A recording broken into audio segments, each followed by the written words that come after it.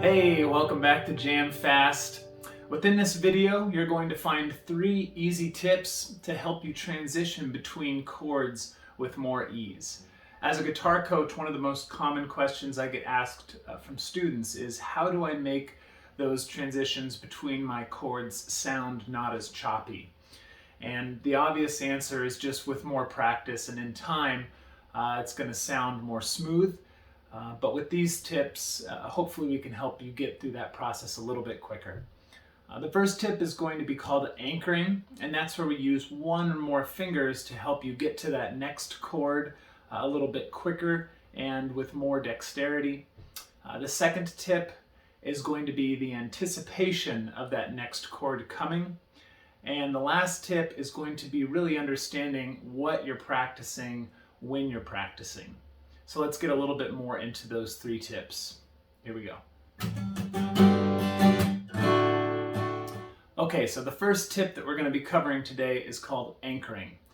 And that's again when we use 1 or more fingers to maintain pressure on the fretboard, allowing the other fingers to lift up and find their placement on that next chord more easily. Now, if I'm moving from the D chord to the E chord, or the D major to E major, we have our first finger on the 3rd string, second finger on the 1st string, 3rd finger on the 2nd string. When I transition to that E chord, the 1 finger that doesn't move strings is that 1st finger. It only slides down the neck 1 fret. So this is going to be our anchor in this transition, allowing these other 2 fingers to move up and find their placements more easily. So again, we're playing that D chord. When we transition to the E chord, our 2nd and 3rd fingers pick up. Our 1st finger, maintaining pressure, slides down the neck to the 1st fret, and then our 2nd and 3rd finger find their corresponding notes to create that E chord. This is the concept of anchoring when you find 1 finger that doesn't need to move around different strings. Another really good example is going from the D chord to the G chord. The 3rd finger doesn't move strings or frets. So we're playing a D. Our 1st and 2nd finger pick up, using our 3rd finger as an anchor, and find themselves up on the correct notes and frets and strings to create that G chord. Our pinky comes down just below it to create that G. Notice our 3rd finger never moved in that transition, making it our anchor. Again, D chord, 1st and 2nd finger lift up, 3rd finger maintains pressure, pinky comes down, 1st and 2nd fingers come down on their correct strings and frets, making that G chord, again, using that 3rd finger as our anchor. So you may be asking yourself, well, what do I do if my fingers all have to move to different strings entirely to get to that next chord? What we have to do is find the fingers that move the least amount, move those first, and then allow our other fingers to fill in. So going from that E to the A major chord, notice none of our fingers stay on the same strings.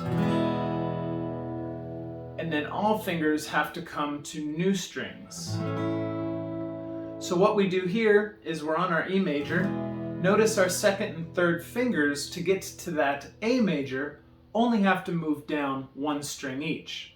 So these are going to be the fingers that I move first, just to move these down 1 string, allowing our index finger to move up, and then our pinky finger to follow suit underneath that ring finger. So again, E major chord. To transition, our 2nd and 3rd finger move down 1 string first, and then our index finger and pinky follow right behind it. So now that chord progression, D to E to A major, again we can use our index finger to anchor from the D to the E, and then use our 2nd and 3rd fingers, first priority getting to that next string, moving down 1, and then our index finger and pinky follow right behind it. So adding a simple strum pattern should sound like this.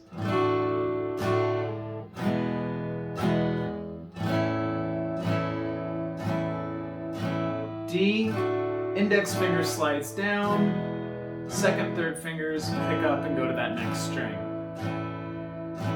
That's the concept of anchoring. All right, so tip number 2 with transitioning chords with more ease is going to be anticipation of that next chord. Again, I'll be using the chord progression D, E, and A major.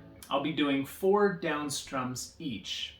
Now, it's common for new players to want to play each chord clearly and distinctly before moving to that next chord.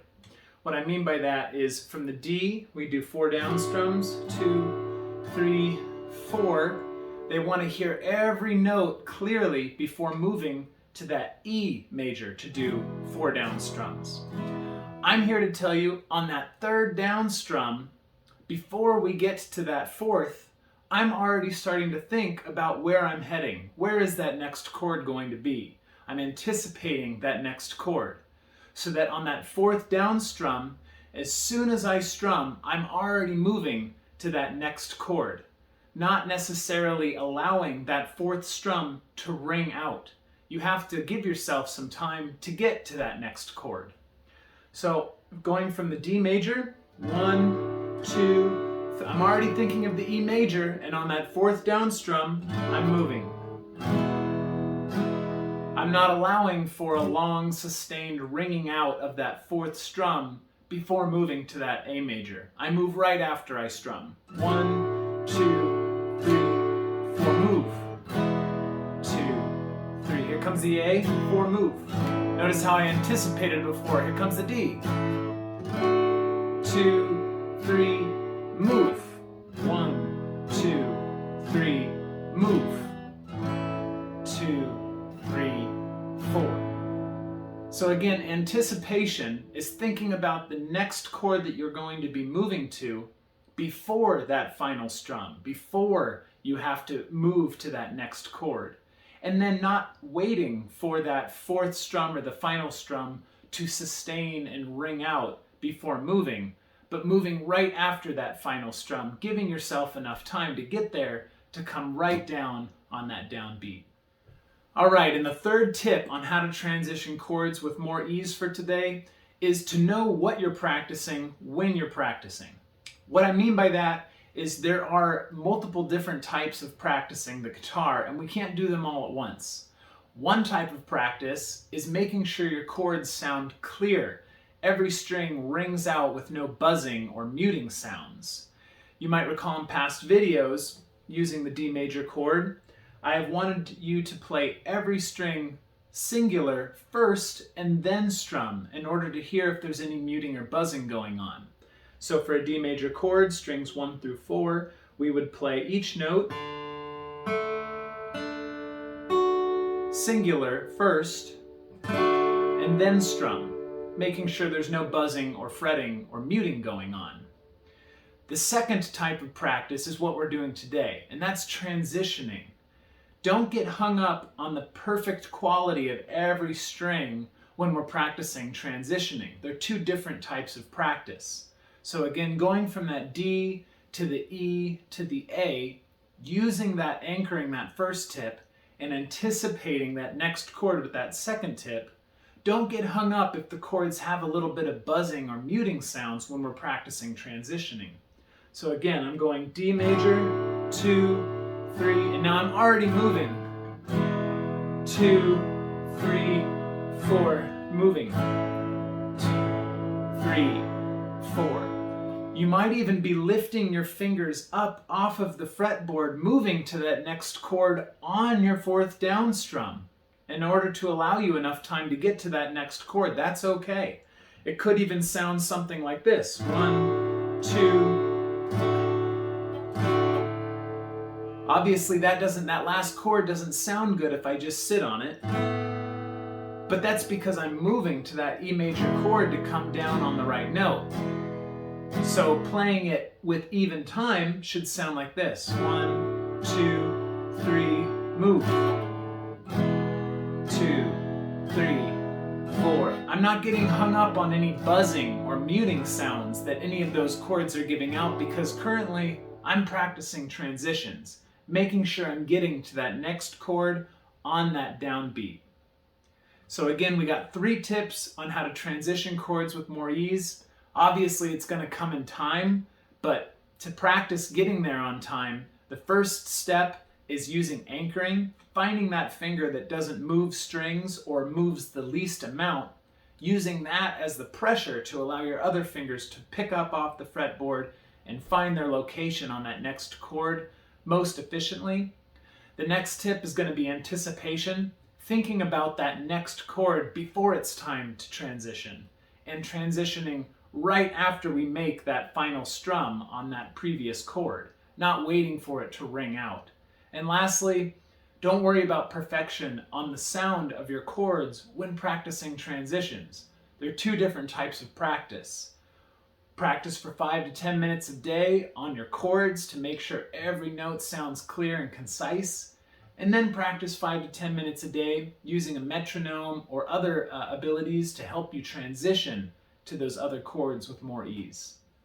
All right, so that's going to do it for this video and these 3 new tips for helping you transition chords with more ease. Every guitar coach is going to tell you your transitions will come in time, and that is true. But if we focus on these 3 tips, hopefully we can increase that progress a little bit quicker. Again, we have anchoring, using 1 or a couple more fingers to push down on the fretboard, allowing your other fingers to pick up to find their locations more easily. Second is anticipating that next chord coming before it's time to transition. And last, know what you're practicing when you're practicing. Sometimes we're practicing chord clarity, other times we're practicing transitioning to that next chord.